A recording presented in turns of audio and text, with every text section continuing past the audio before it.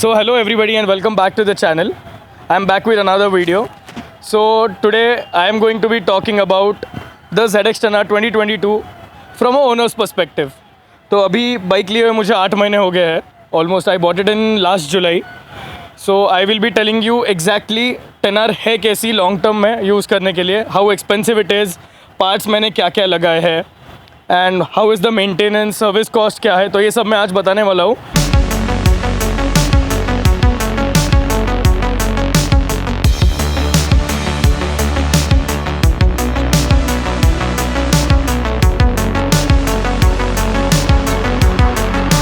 Let's start from the price point. Before that, I'll tell you 10R is the most value for money product you can buy in 2022 and 2023 because actually I don't want to say cheapest but actually सबसे सस्ता litre class यही है market में जो आप ले सकते हो. And the amount of electronics and the hardware that ZX-10R offers and that in that price is amazing. So as of 2023, the bike will be costing you around 19.5 lakh approx. I bought it a little bit cheaper because एक तो मेरा last year का bike है and I also got a little bit of deal from Kawasaki Pune. Thanks to Kawasaki Pune for that. I won't be disclosing कि exact कितने में पड़ा है because it's privileged information. But again, as I said, this is the most value for money product you can buy. So let's start from the basic modifications which I have done on my bike. So let's start from the frame sliders. That is the most necessary upgrade जो आपको कौन से भी bike पे लगाना ही चाहिए because that is something that will protect your biking long term. So this is the frame slider. This is the upgrade that you should get even before getting your bike out of the showroom because ये बहुत ही important role play करता है आपकी bike बचाने में. As you can see ये थोड़ा सा बाहर लोकेट होता है तो अगर in case गाड़ी क्रैश होता है तो this is going to save your fairing also and these are not very long, they are not supposed to be very long because अगर ये बहुत ज़्यादा बाहर तक इधर तक सपोज आते हैं and if your bike slides तो उसमें ट्रैक्शन आ जाएगा और बाइक खड़ा होकर दूसरे साइड भी गिरने के चांसेस है. तो they are not supposed to be too big and also these are from Evotech. They will cost you around 15 to 18,000 depending on dollar fluctuation कैसा चल रहा है. Another thing on the bike is these are the fork protectors. These will help you save the damage on your forks in case of a tip over or a slide. And the best part about this is if you crash with these you don't have to replace your whole forks because this is going to protect. और अगर ये टूट जाता है तो it is going to burn a huge hole in your pocket. So ये protectors आ जाएंगे आपको around 6 to 8,000 again depending on the dollar cost. And this is also a necessary upgrade. अगर आपकी बाइक जगह पे भी गिरती है तो भी ये प्रोटेक्ट करेगा काफ़ी हद तक. So these are also from Evotech. So next thing I would tell you is about the tank grips. These are also quite necessary. I personally like them because I use a riding suit. तो एक तो scratches बहुत आते हैं tank पे, उससे भी थोड़ा सा प्रोटेक्शन मिलता है, काफ़ी प्रोटेक्शन मिलता है. एंड ऑल्सो व्हेन आप जब भी हैवी ब्रेक कर रहे हो तो you move forward on the bike. So for men will understand what I'm trying to say. So you'll get a good grip with these. These will cost you around 6,000 approx I think. और इसमें भी काफ़ी brands और designs आते हैं. If you like clear you will get clear also.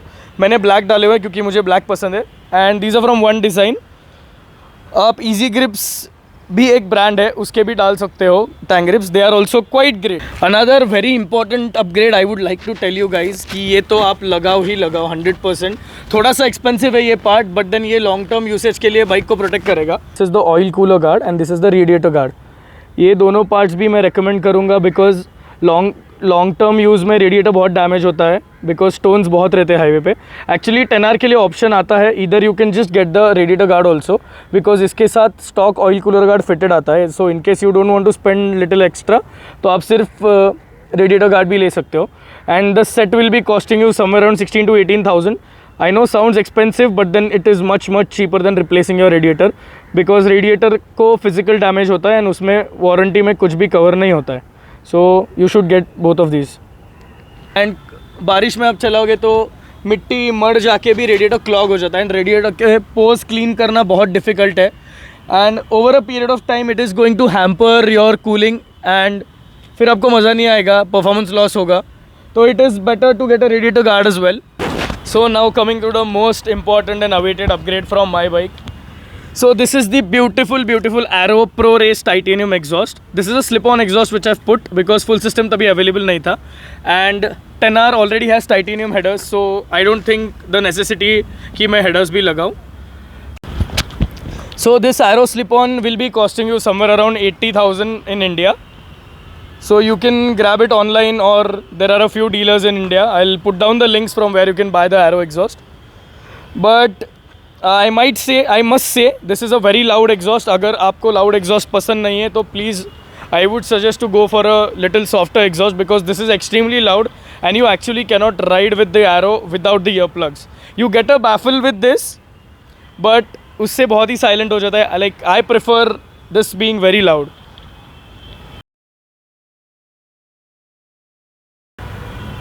So let me show you how exactly loud the Aero is. So I've put the microphone here because बहुत ही ज़्यादा आवाज़ फट रहा है. I'll show you.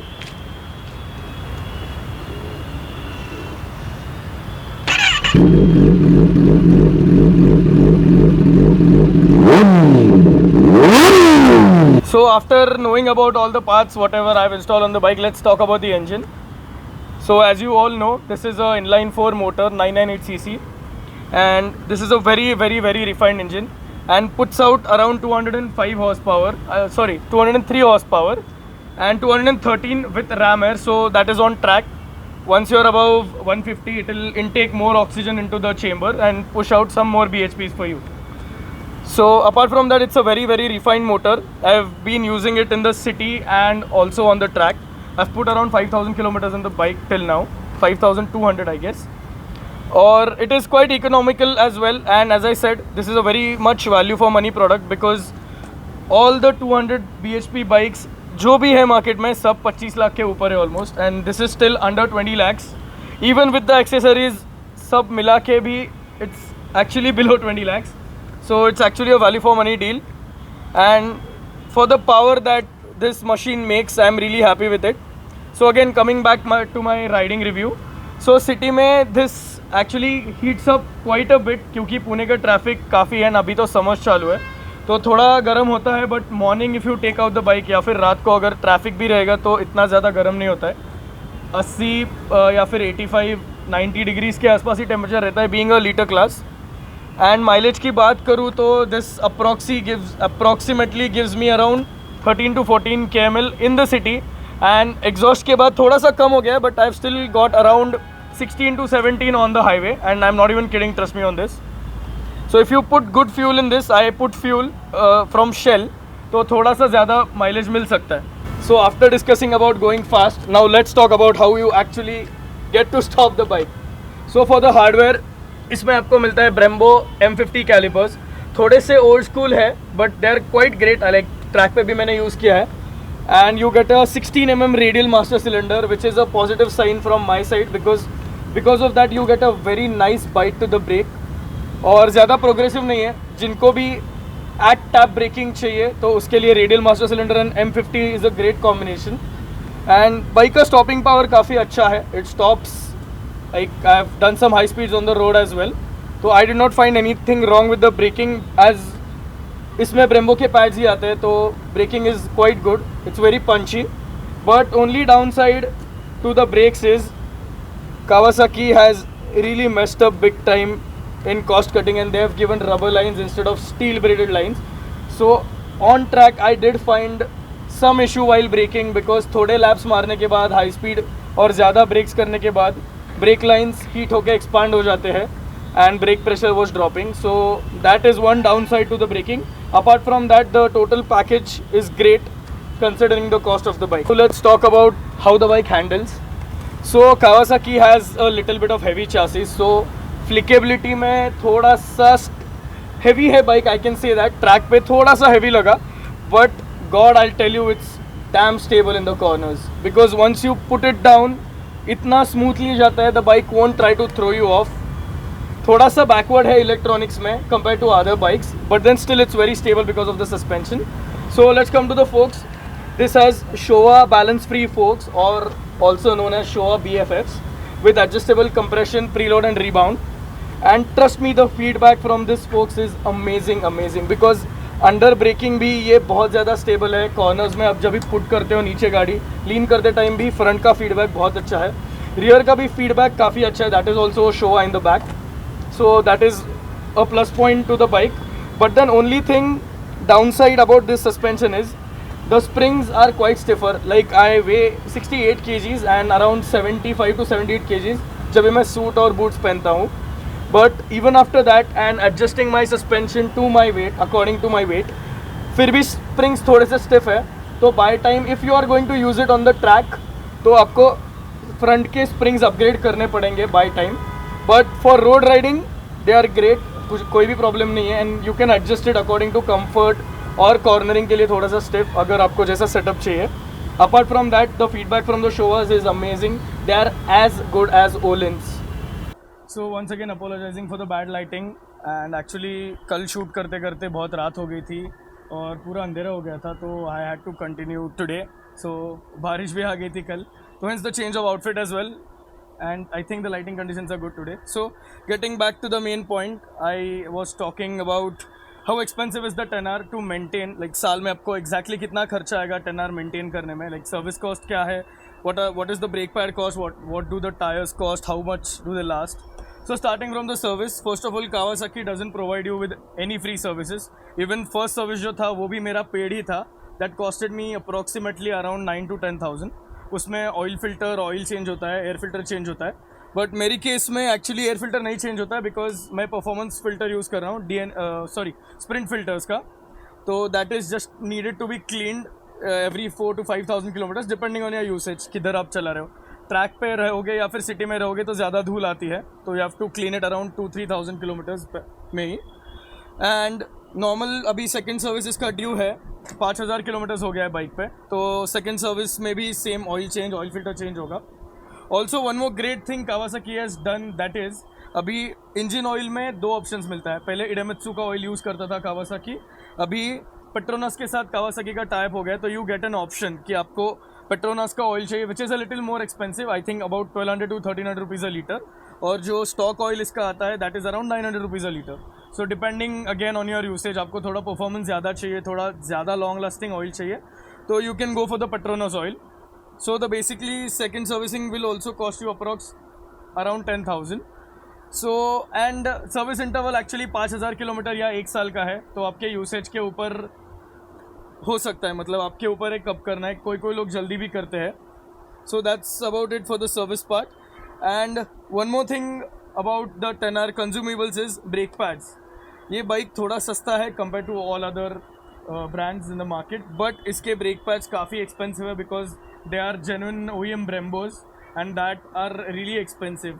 So just front का set left and right disc का मिला के आपको जाएगा ऑलमोस्ट 24,500 to 25,500 के आसपास।